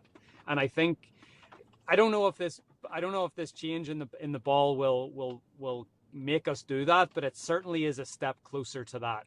And there's a ton of other stuff. There's the sustainability aspects of it. I think, honestly, for the long-term health of the game at the professional level, I think this is the right thing to do. Has your view on this evolved at all? And if so, how? It has evolved. Yeah. I was once of the opinion that, they don't try to make Formula One cars go slower. They don't, innovation is a part of every sport. It's a part of every industry. But whenever that innovation outgrows the footprint of the game, that's when I think we have a problem. And, I had a really good chat with the chairman of the All England Lawn and Tennis Club when I was at Wimbledon a few years ago. And we were just talking about a few things. And he said, Rory, back in the early 2000s, when, men's tennis was predominantly serve and volley, it wasn't very good for the entertainment aspect of the game. Like rallies wouldn't last more than 3 shots. So he said, we can't make the court any bigger. So what we did do is we slowed the ball down and we changed the grass on the court to make it a little stickier. And then you fast forward from that change 3 years later, and you've got Roger Federer and Rafael Nadal playing probably one of the best finals of Wimbledon ever. Right. So just from, they didn't make a big deal of it. They didn't have to go through all the things that the RNA and the USGA have to. But there's just another, it's another example of another sport slowing the ball down and making some changes that I think has certainly benefited that sport. So people can talk about in this country about the, going from an aluminum baseball bat in college to going to a wooden bat in the pros. And, this isn't unique to golf. This happens in other sports as well. A lot of stuff that I think we've said and commented on that's pretty similar, but I think it means a little bit more. It's a little bit different coming from a player of Rory McIlroy's stature, joining the likes of Tiger Woods and Jack Nicklaus, that believe a rollback at the professional level would serve a lot of needs. What's your guys' reaction to what Mr. McIlroy had to say? A couple things stick out to me. First off, the tennis match you referenced was, God, I watched that. What a good tennis match. And the other thing that he mentioned that I've thought a lot about lately, I know that this isn't possible, but the fact that, Wimbledon and tennis was able to do those changes almost quietly, or maybe they weren't quietly, but sometimes I wonder if, because it's been announced and it's been a big deal, like I almost feel like you could do this rollback and not tell anybody and nobody would notice. It's like people are just want to get all riled up because it's being publicized, if that makes sense. And I know that's what's the right word? Like wishful thinking. Like, oh, why don't, I wish they could just do it quietly and just do what's right for the game. But it seems like tennis may have been able to do that. And 3 years later, like he said, like you get just awesome, like better tennis basically for at the professional level. So I like the analogies he used. Yeah, I agree. I mean, I think it's a lot of the same stuff we've said for quite a while. I think I appreciate hearing his self-awareness about like, hey man, maybe, I don't know, maybe people want to see more, like maybe I don't know what people want, but like, at least, hey, I'm going to tell you what I actually think. I really do appreciate that. Right. Even if it's something that I'm sure many people even listen to this, like would disagree with, or equipment companies would disagree with, or the PGA Tour at large might disagree with. Like, I do appreciate that. At least he's telling you what he actually thinks, and cue all the takes of Rory's getting paid by the USGA, Rory's a puppet for these people, Rory's whatever. But like, I don't know, maybe I'm naive, but I listened to that clip and talked to him a little bit, and it's pretty hard to think that he's doing anything other than telling you what he thinks. Yeah, not only like speaks freely and gives his opinion, but has the awareness and the feedback loop to be like, I know this isn't going to be popular with my peers. And I thought this through, and it's evolved from what I used to say. Like he ranted about the distance study 2 years ago in Phoenix and said it was a colossal waste of money. Yeah. So I just think that's that little line that you put in, like, I know this isn't going to be popular with my peers, and he still says it anyway. Like I appreciate that as someone at the, at the top of his sport. He strikes me as somebody though that has put in a heck of a lot more thought to it than a lot of the quick knee-jerk reaction that has gone into it. Like I've said this like 95 times now. It's like I've not heard any pros that have spoken on it or anyone that is anti-rollback like address the sustainability part of this. Like I don't know. I just brush right past that and want to ignore that part. And like Rory's like kind of uses that even as a footnote because he knows I think he knows, like, even trying to make his case, like, I can make 5 other cases why this is going to be a good thing. We've talked about this parity thing that has gone on in golf. And I think whether or not people at home realize that, I don't think, I know we can tend to be romantic about it. And he kind of refers to that there as well, about the shot making aspects of golf. I don't know if people at home will say that out loud or know that they think that out loud. Like, I want to see more crafty shots. Not a lot of people watch TV and say that, but internally you do want less parity. Like, you do want more superstars battling it out, right? And that also is an aspect, if the rollback is to be believed, would be exacerbated by this. And I think that's one of the more understandable cases someone can make about it. And I appreciated Rory kind of going with that. Yeah, it benefits him. I know. So you can throw it out if you want to, but also what benefits him is probably going to be pretty darn good for the entertainment aspect of pro golf. And that's what, like, kind of starts to get me, like, pretty excited about the rollback idea, is when you start looking at some of those downstream effects, and it's like, okay, if people are hitting longer clubs into greens, then they're probably missing more greens. So who are the best chippers on tour, and who are the best putters on tour? Who are the best comeback putters on tour? Who are the best people that just, like, refuse to make bogeys? Like, who are those guys, and how are they going to separate themselves? Because that, to me, is like Rory, Justin Thomas, Scotty Scheffler, Jordan Spieth, all these guys that I'm like, man, it seems like they're just going to separate even more. And it kind of seems like you don't get to that point unless you've really started to give this a little bit more thought. And I think the sustainability thing is the same, where it's like, my gut reaction on the sustainability front was, oh, we're changing this for 38 PGA Tour courses. Like, that's not really fixing anything. But then when you start thinking about, like, no, we might actually be using this ball at the USAM and the British Am and all the qualifiers for that. And then that means we might be doing it in college golf. And that means we might be doing it on the AJGA. And that means we might be doing it blah, blah, blah, blah, blah. All of a sudden you're like, oh no, we're kind of talking about like thousands and thousands of golf courses now all of a sudden. Yep. Unless all pro golf is just going to build stadium golf courses that have all the events. Like, the problem permeates in a lot of different ways. It's likely only the beginning. Let's get to the second half of this, which I found to be quite controversial, what he has to say to close us out. I was not expecting this statement.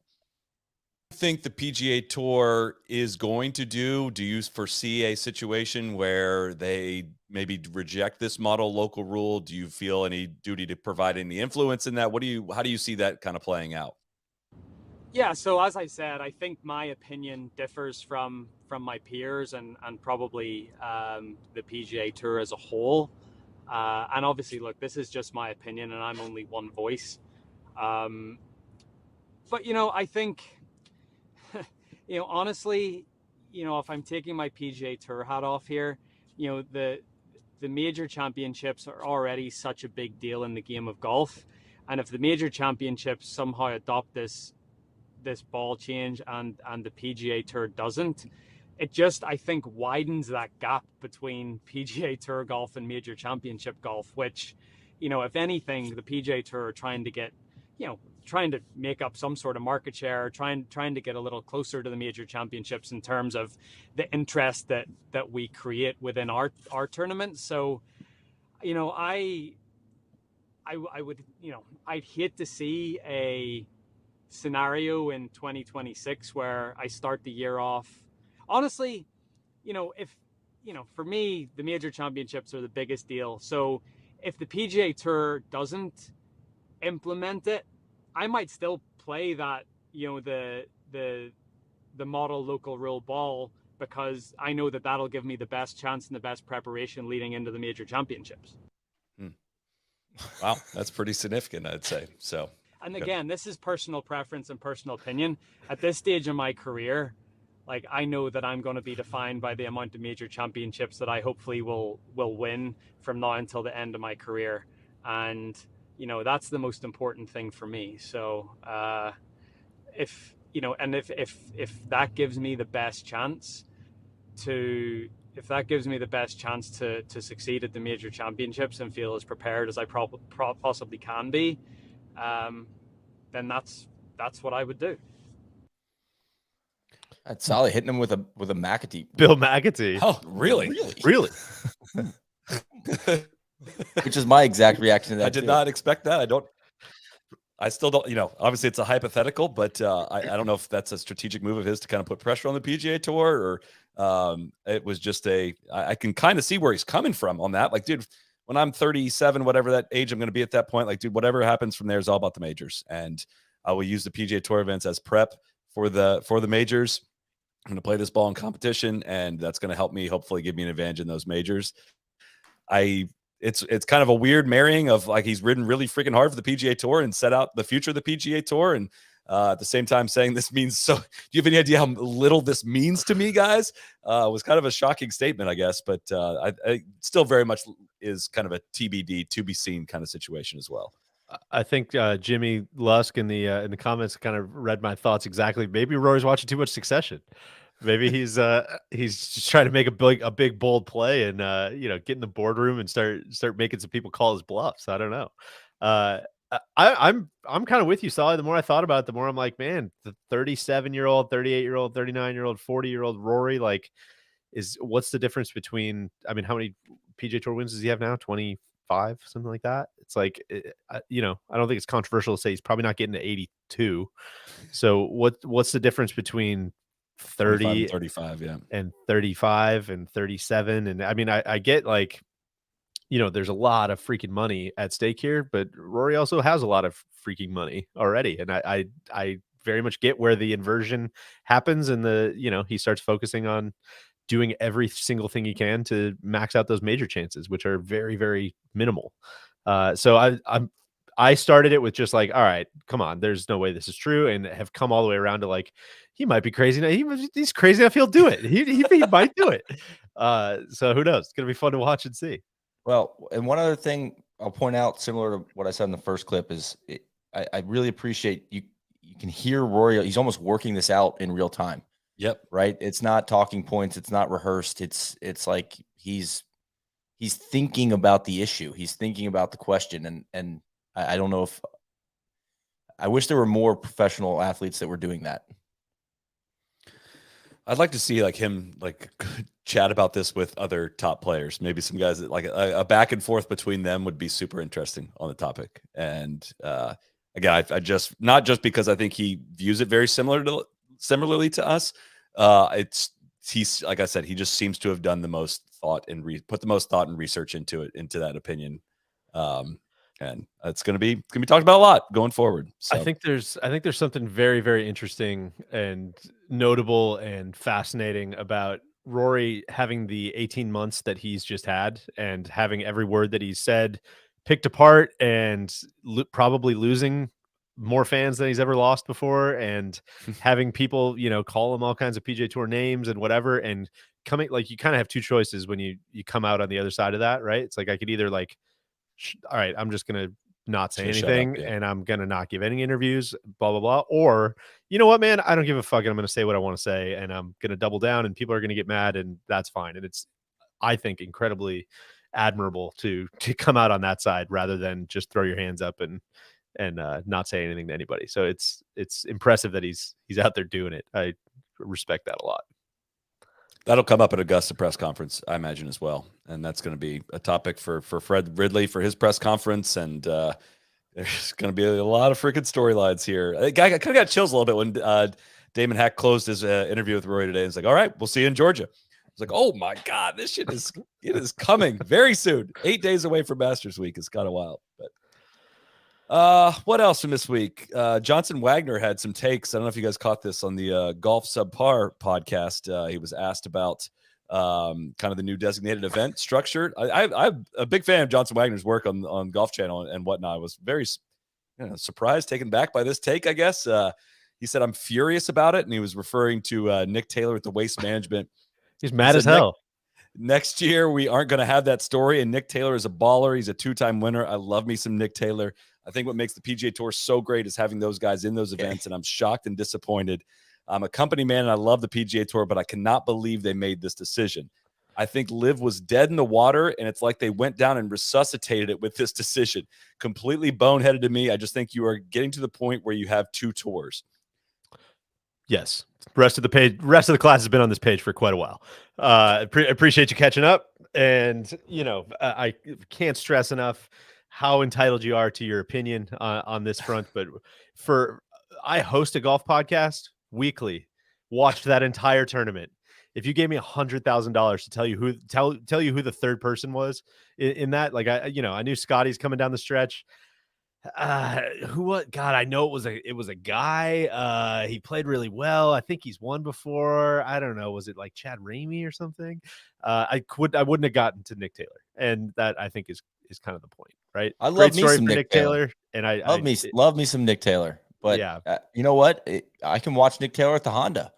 Yeah, and if Nick Taylor balls out of the Honda, then I'll bring him on, man. Let's go. Yeah. It's not like it's not cementing 2 tours. It's just I don't know, making it a little easier for us to get the top dudes, the hottest players in the world together and showing into a showdown format more often. So I think the resuscitating live thing that's the part that's the part that's sticking out to me. Revenge of the Mules. You know what? Like this mule by mule. We're building this tour. This plan that like all of the top players came up with to stay committed to the PGA Tour. I think this plan that they put together, the guys that drive 99% of the value, proposed this thing and eventually got pushed through. Yeah, that is what is going to resuscitate live, is one of the all-time takes in my book. Yeah. My jaw dropped when I saw that this is going to resuscitate live. I was like, no, I think literally, man, this is the move to counter live. And I was just like I was ready for some pushback to that part of the conversation. Cause it's like, I don't like Ryan Armour seemed to think of like, yeah, well, I mean, why wouldn't guys go to live after this? It was like, dude, I think they're extremely comfortable with that range of player going to live. I think everyone is extremely comfortable with that. Would encourage live to set up a Nick Taylor all-you-can-eat buffet. Just take as much as you want, man. It's all yours. All yours. Go for it. And then he added in some, unless they come up with some kind of qualification status where the top 60 get in or top 50 get into those designated events and the other 20 to 25 spots can be filled up by current year guys that are playing well, that could make some sense. But still, I'm shocked. Yeah, God, it's just going to be like an Oregon kind of part trail of, system. Of mules going to live, just dusty. You can see it for miles, a caravan of mules just heading out to the desert. Broken axle, $200. Eastward ho! Here we go. So much dysentery. To that I'd say yes. Sluggers out there helping them ford the rivers. There is a qualification system among the current year guys that are playing well. I think was got another shocking part of that, but he managed to get a shot in at us for our critiques of TV coverage as well. So I'm comfortable with that. Okay. I do like him on Golf Central. I think he's been a great addition. But it's tough scene on the takes. LPGA is wrapping up as we are finishing. Georgia Hall has a 1-shot lead, and Celine Boutier is trying to track her down. Mike Wallace wins on the PGA Tour. Somehow there are 2 PGA Tour events this week. He wins the Corrales Punta Cana Championship by 1 shot over a bunch of guys, including Nikolai Højgaard, much to TC's chagrin. I didn't get a chance to watch a lot of that because there was another PGA Tour event going on at the same time, but glad they played it. Seemed like those guys had fun. Minutes, ticking clock on the podcast board, so we can fire that up anytime Mike Wallace is in the hunt. Guy that played great at Valspar last week and didn't quite get it over the hump, and then goes down and wins at Punta Cana. Nikolai Højgaard second, Tyler Duncan and Sam Stevens finished T3 down there. Anything else you guys want to get to some Ryder Cup fun? Don't listen to their music, but the fact that they're out there making it, respect that. It's almost like there's 2 tours. Yeah. You guys ready to have some Ryder Cup fun? Let's do it. We are doing these monthly segments that, of course, brought to you by our friends at BMW, a worldwide partner of the 2023 Ryder Cup. BMW will be electrifying the Ryder Cup with a fully electric fleet of vehicles for players and officials this September. Listen, our previous segments in January, we drafted a U.S. Ryder Cup team. I think I would have some changes to my team already 2 months later, which I think we knew would happen. Sure. Last month, we selected a European Ryder Cup team. Probably would make some changes even to last month's team. We're still waiting on TC's team. We're going to get to it, but we're going to mix it up a little bit. We're going to do a little story time, if you guys will indulge me a little bit. We, of course, did a deep dive podcast episode about the 1991 Ryder Cup with thanks to our friends at BMW, actually, about the war by the shore. And there's a great, Shane Ryan's done a bunch of great Ryder Cup run episodes of the kind of the run up to the 91 Ryder Cup that kind of set things off and whatnot. But it really was a particular Ryder Cup that changed the course of history in this one. And do you guys know what year I might be talking about when it comes to that? Very 1983. painful loss on the American side. Yeah, I know you probably want to think of Medina when you think of painful loss on the American side, but on home turf, they won in 83 at PGA National. But Right. what was the next one? And do you know where it was? Oh, I don't. Just tell me. We are going to Muirfield Village in 1987. This team is captained by none other than, Tony Jacklin. well, the U.S. team is captained by Oh, Jack Nicklaus. Jack and Barbara Nicholas were the captains. 1987. And remember, so in 85, Europe won the Ryder Cup for the first time since 1957. It was 16 and a half and 11 and a half that they won at the Belfry. It embarrassed the U.S. golfers. Writing for Sports Illustrated, Jaime Diaz, said that the loss at the Belfry engendered the persistent taunt that Seve Ballesteros and Bernhard Langer were better than any American pro. A lot of the Americans, were convinced it was a fluke. They had more talent.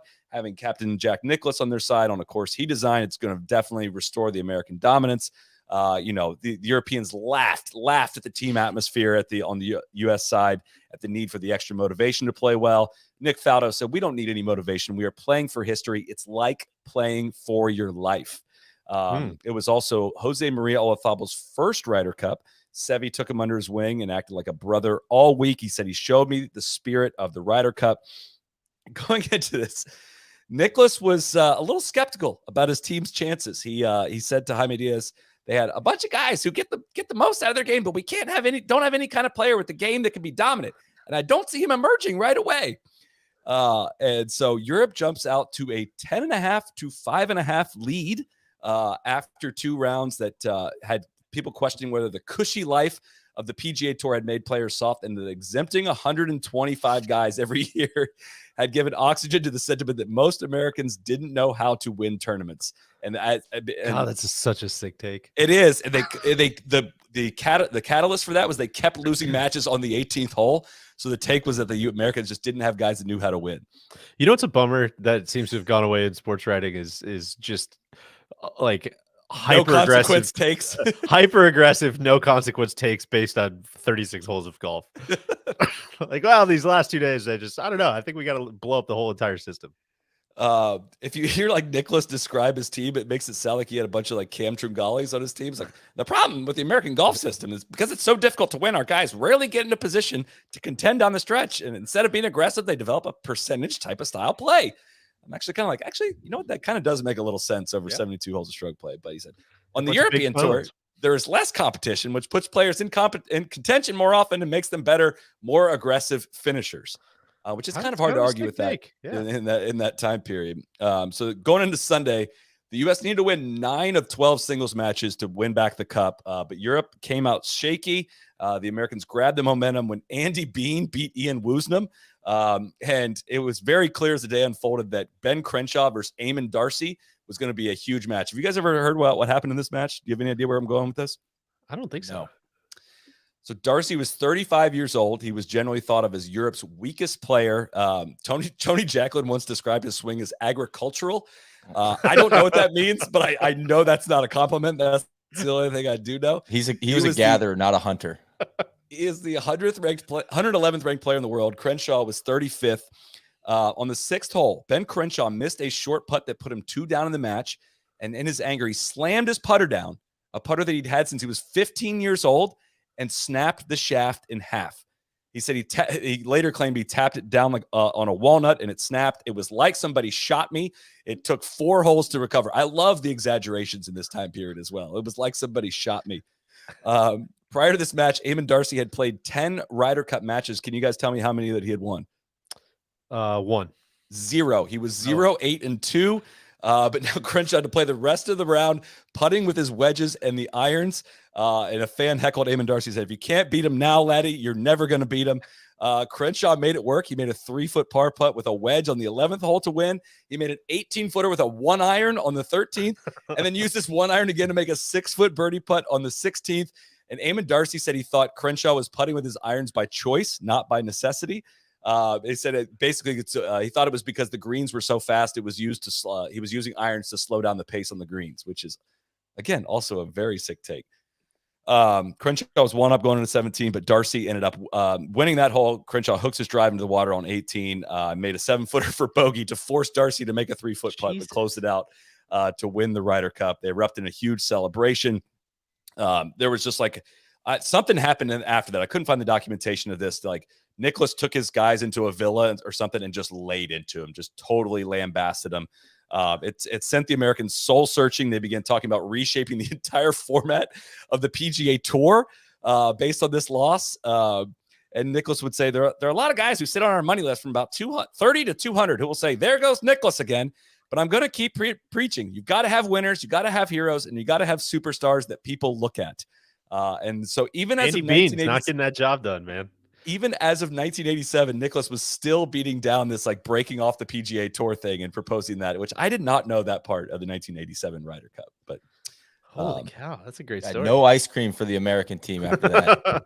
Well, you can get going on these things, and like it's really hard to summarize that in 5 to 10 minutes because you could do like Shane's done an hour-long podcast on this one. Like the underlying themes of all these things is what contributes to making the Ryder Cup my favorite event in golf.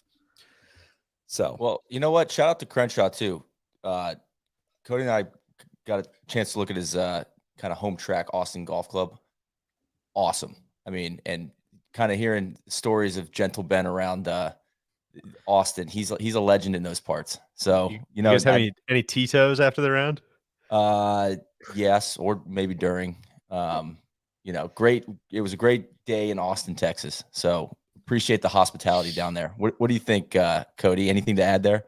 No, it was amazing. It's a prime example of what really, really, really good green complexes can do. And also, I want to say, when we were at Austin Country Club watching match play, we were walking around. Tom Kite was right in front of us, looking very spry, rocking a pair of J's. I was like, what? Yeah, he was looking pretty swaggy. Jordans? Yeah. What's up? How about that?